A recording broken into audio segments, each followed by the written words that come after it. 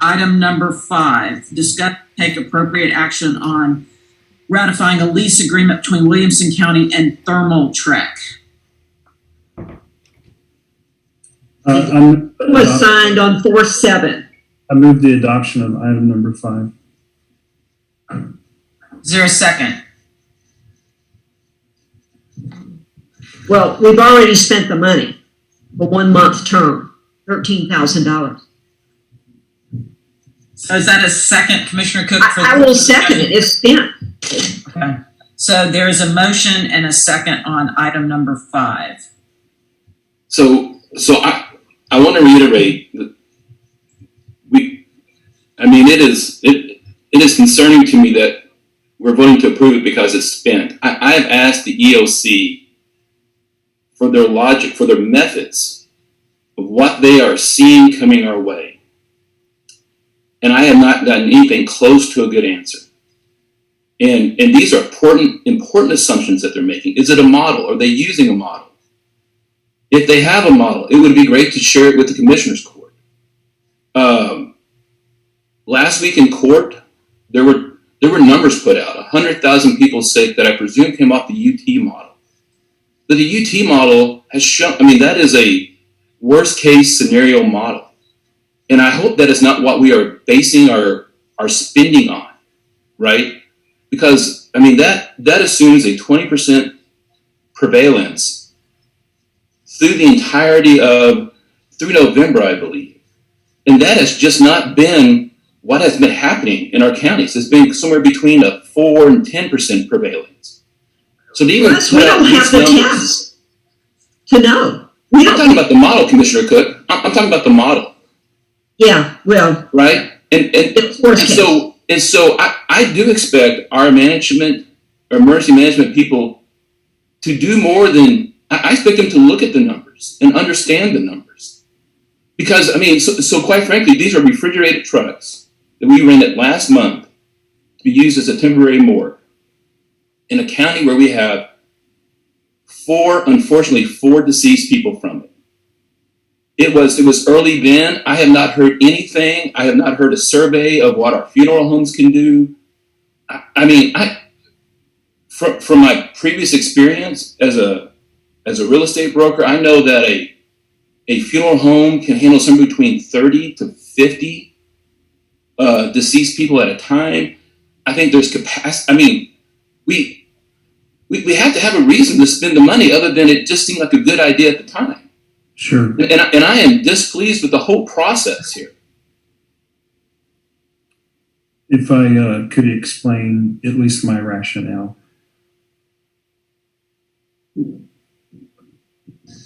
Weeks ago, when we had discussion, I contacted two of our largest funeral homes.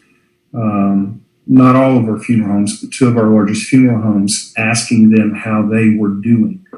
And Commissioner Bolton, I could be wrong, somebody can double check me on the date, but at that time we had about a death a day, or maybe this was the week right before that.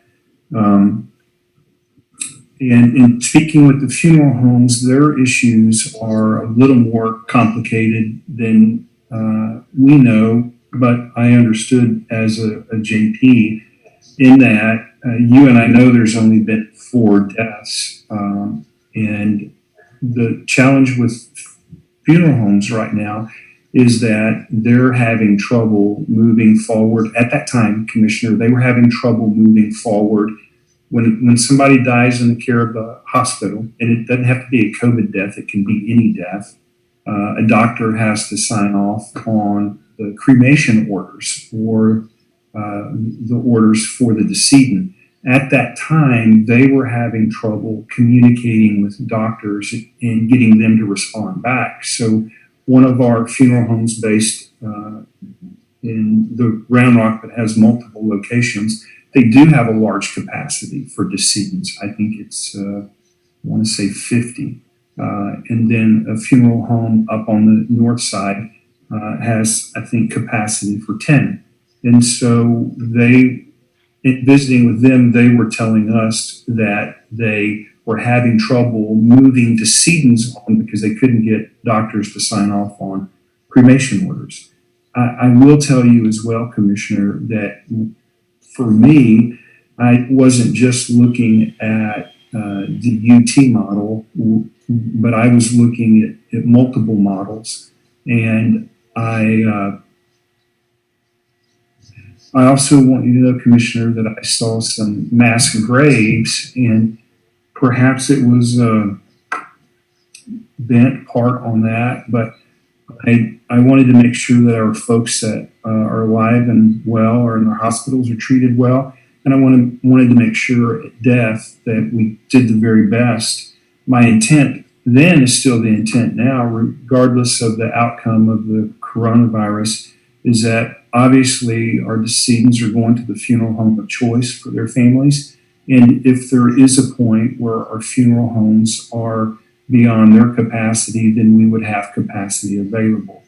I also spoke with one of our funeral directors, whom you know, and they have built some racks in two of the coolers, refrigerator boxes, and we asked them to stop there, and that gives us the capacity to hold 48 additional decedents.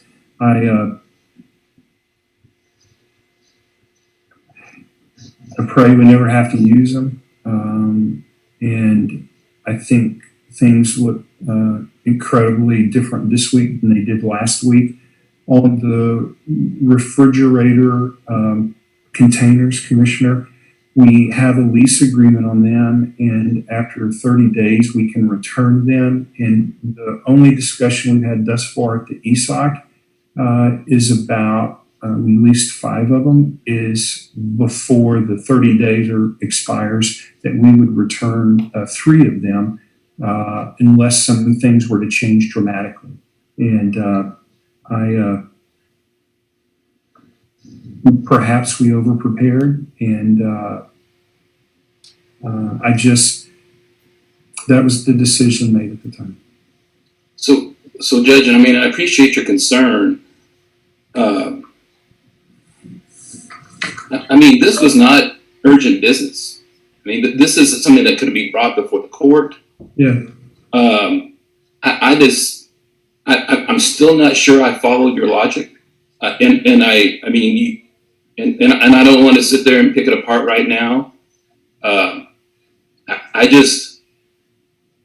There has to be a method to our madness, a specific method to our madness, and I have gotten nowhere near an explanation of what our method is. So let me jump in. I think that part of the problem is an anticipation of many ill and many deaths. And we can argue if the model is, thankfully we have not seen those deaths that were predicted. In fact, we're seeing a very high number of people that have it being healed and coming out of it in a very positive way. In fact, over 52%, if my numbers are correct, yesterday have come out of it, which is awesome. We pray that the rest of the folks that are ill right now are also in that direction and come out of this in a positive way. I think the complicated thing is everybody was in a hurry mode of trying to decide what to do, and it's complicated. The problem is that we do have, or the issue is that we have a process, and the 5 of us together are the decision makers on money being spent typically, or we should be, right? I mean, that's the way it's set up. And so that's the complicated thing. And I think that that's a direction that we have to go in the future, because the problem is right now we're discussing 2 items today here that the money, the issue's already been spent. And so it's complicated. What normally would be a discussion we would have, should we move forward? And so I think that moving forward, we should be talking about things before we sign anything or do or spend any money. And Judge, I'm glad to hear you say that those other coolers can go. You know, I visited with one of those two nursing homes funeral homes you mentioned, and they do have capacity, and they're actually working very hard to help the families in this time of sadness and crisis for them to move forward. And I really appreciate their efforts because it's such a difficult time in a family's life to not have the ability to have the full service that they would like to have, limited as they are right now, but they are moving forward, and I really appreciate that. So it's a complicated time, and I think you're hearing, Judge, you're hearing frustration that the five of us aren't having this conversation before the expenditures are made, but at the same time you're trying to make decisions for our county that will put us in a good position with a bunch of unknowns. I really would like to see those unknowns discussed so that we can have a better idea of where we need to go with all of our efforts. All right, so I think what I'm hearing is, there's a motion by Gravell and a second by Cook on item number 5. I believe what I've heard is the ability to return those after 30 days. Is that correct, Julie, or whoever on the contract? Committed to 30 days, but those can be returned after 30 days. Is that correct? So yes, ma'am, it looks like we just have to give 1 day notice in order to return them. The current rental period goes through May 4th. If we don't give that notice, then that'll extend it another 30 days is my understanding. Julie, can some of those, I'm sorry, Commissioner, can some of those be returned now? I'm confused about what the judge said, that we're looking at 3 of them maybe going back. Can you clarify that? Or Judge, can you clarify that? Well, so we have the racks that have been made for 2 of them, and what my intent was when we got to that 30-day notice, Miss Kylie said she would put a reminder in her thing, and if we're where we're at right now, I would feel completely comfortable with getting rid of 3 of them, and if we're in a better position, we can get rid of more, but that would be my intent right now. So one of those trailers is my understanding about 30 capacity for 30. Is that correct? It's 24 in each. Okay, so that's 50 on top of the capacity that is there already in the facilities. And are we hearing that there is a need currently? I haven't circled back with the funeral homes in the last few days. I have kept pretty up to date with our JPs on death calls, but the JP death calls would only be part of what they deal with. I also would like for the court to know, I believe it was last Saturday, that some of our funeral homes were running low on supplies like gloves and masks, and some were really low on supplies. And we allowed them to come to the pod system, I think, as we would any funeral home, to pick up supplies. But those have been inventoried in Miss Kylie's rule of, like we do with anyone that comes to the pod. I think it's a 25. They pay 25% of the total cost or value for that. And we felt like it was a priority to make sure that our funeral homes at least had gloves and masks and hand cleaning sanitizer. I think that is a priority because they're still willing to take positive patients. Yes.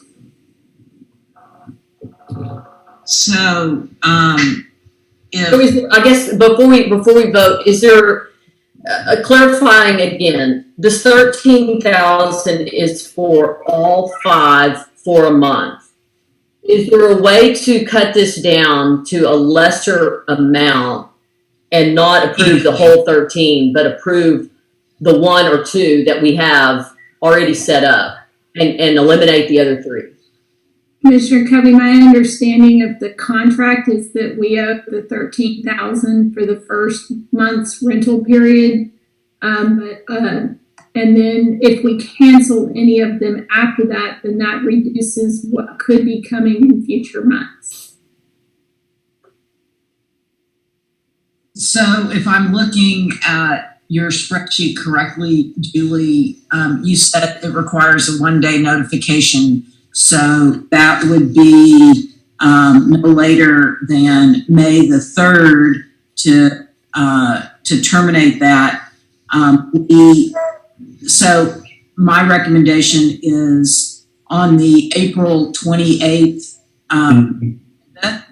put termination of that contract, the option, an agenda item on the 28th to cancel that, as well as, I took care of the item. So,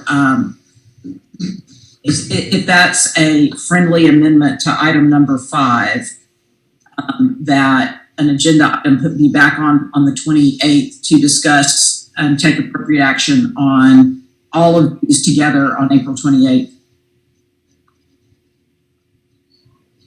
Could you say that again, Commissioner? So that the current item is seeking approval of the contract, or ratifying the contract that was already signed for the amount of $13,020, with the change that to say that this item will be put back on the agenda on for the consideration of termination. Yep, I certainly would accept that. That's Commissioner Cook, is that a friendly amendment? Okay, so are you saying we don't get rid of 3 right now? At this point, it sounds like, according to Julie, it doesn't matter that we're contracted for 5 no matter what we do. And Are we paying utilities to keep them cold right now? Commissioner, this is Julie. I will verify with Dale as to whether or not we have all 5 of them connected and send you an email later. I know Okay. that there was utility work that was done out there to get at least those 2 that the racks are built in operational. I will have to clarify on the other 3 as to whether or not we have them plugged in yet. Okay, because it looks like we could turn them all off because there's not a shown need yet, and not start cooling one until the need is there. I'll get some information from Dale to answer your question after Okay. that. All right, if there's no further discussion on item number 5, all in favor? Okay, that's 2 in favor, all against? Okay, motion fails. Al will have to figure out what to do with that one. Wait, turn your microphone's muted. Hal's gonna address that. yeah. Mute your microphone, Hal. So if the motion fails, there's no action. So there needs to either be another motion or there's no approval for the payment of what we have on the agenda right now. I mean, what does it mean to not approve payment when you've signed a lease agreement? Well, that's the risk. Is Yeah, that back off that. It's like we're how does that work with signing a lease agreement before the court approves it? Well, the court would need to, I think the court's already ratified those agreements, correct? Not this one. how? In prior action. No, we never had it discussed before. Okay, yeah. You know, and I realize under Yeah, so that disaster is correct. So the situations, lease, I mean, what's open for, the court's action today is ratification of a lease agreement, which thereby would, expend the funds. So, if no action's taken, there's no agreement in place, and no authority for the auditor's office to pay. well, that's not really a good thing, is it? Sorry, say that again. to me, am I there? Yeah, you're good. I'm good. Okay. In my mind, the county, through the judge and under disaster situations, he does have broad authority. He committed the county to this expenditure. And under disaster situations, he has the right to, Can he necessarily should, but, right? it still has to be approved by the commissioner's court. The So I don't see agreement how for the we can't expenditure still has to be approved. So I don't know. We're having to mute back and forth in the commissioner's courtroom, but I think what I heard Hal say is the disaster declaration does not include any contract that have to be done. Those still have to be approved by the commissioner's court, and so what I'm hearing, and as soon as Commissioner Covey comes back, we'll take the opportunity. Commissioner Covey, what I'd like to do is that motion failed. I'd like to reconsider that. And since I was on the prevailing side, I'll make a motion to reconsider. Is there a second to reconsider? Absolutely. I'll second reconsideration. Okay, so on this item, I think the message is loud and clear. We are at a place now where we don't need to be acting individually, but we'll make these decisions as court. So this is a commitment that has already been made. My understanding was that at the time, these were the only ones left, and we really thought we only needed one or two, but because they were the only ones left, we took 5. But I agree with Commissioner Bowles. I think we have to see a plan going forward, and I think, Judge, I hear you committing to that, and we're going to hold your feet to the fire on that. Judge, if you want to make that motion again, and Commissioner Cook, if you'd like to second that motion again. I make the motion that we adopt agenda item number 5 with the understanding that we would return at least 3 of those units at the prescribed date by Ms. Kiley, and that this issue would be again revisited by the full court on the 28th and could potentially return all 5 at the time. I make that in the form of a motion. And I'll second that. All right, there's a motion by Judge Gravell, a second by Commissioner Cook. All in favor of that motion? All right, that item passes 3. With Judge Gravell, Commissioner Cook, and Commissioner Long in favor. Commissioner Covey and Commissioner Bowles against. And my only, I'll hold that comment. Item number 6 has been pulled.